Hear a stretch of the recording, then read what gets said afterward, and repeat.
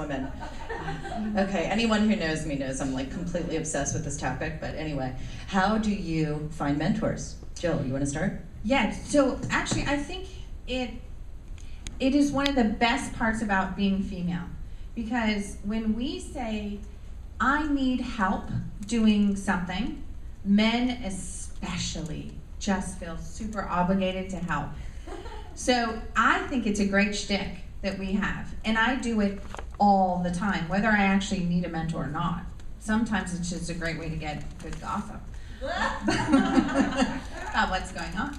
But I would say to make a list of what it is that you want. Like, do you want to know about how to raise capital, or do you want to know about how to manage people, or what it is that you want? And then I often read here locally things like the Washington Business Journal and the Washington Post, and there'll be stories around executives that do what I'm looking for. And honestly, I just call them. And I simply say, and here's another shtick. This is so bad. It's good that we're a small group. Okay, so men love it when you compliment them. So you say, oh my gosh, I saw your story in the Washington Post about how you're so great at coaching the people in your company, and I would just like to know more about that. I really need help with that. And they're like, oh, thanks. I'm wrong. Of course, I'll help you. And I think the more specific you are about what you want, and a little bit of research gets you a long way. And almost never do people tell me no, they don't want to help me. Almost never. And the higher I aim, the more excited I am that the people say yes. I mean, it's actually kind of amazing. And especially in the DC metro area, there's lots of people. I don't know any woman that would say no to another woman, by the way. There's another hint. No woman says no. So ask them. I would also add that depending on what your business is, find out who the people are that you admire that are already in that business and call them. I wanted to get someone on my board of Prestige, and someone said to me, well, who's the highest person you can think of? And I said, well, Tommy Thompson, the Secretary of Health and Human Services. And they said, so call him. So I did, and he joined the board. So you've got to put yourself out there and do your homework, find out about that person, maybe attend an event that they're speaking at, but go for it and find the people that you think can help you, either them directly or they'll connect you to people that can.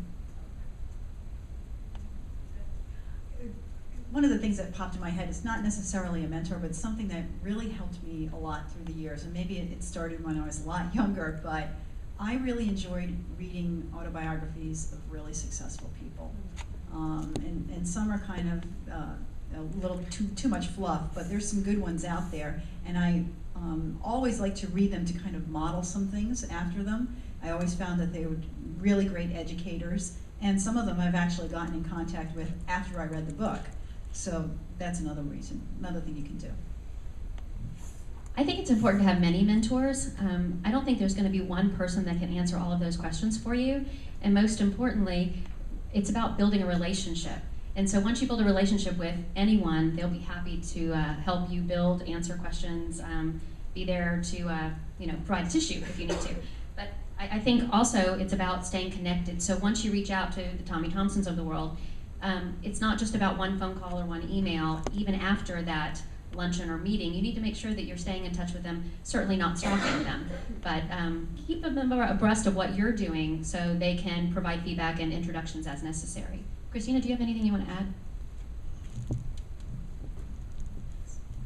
I would like to say that I believe mentors are everywhere, and that I have met so many people in my career that have reached out a hand to help me.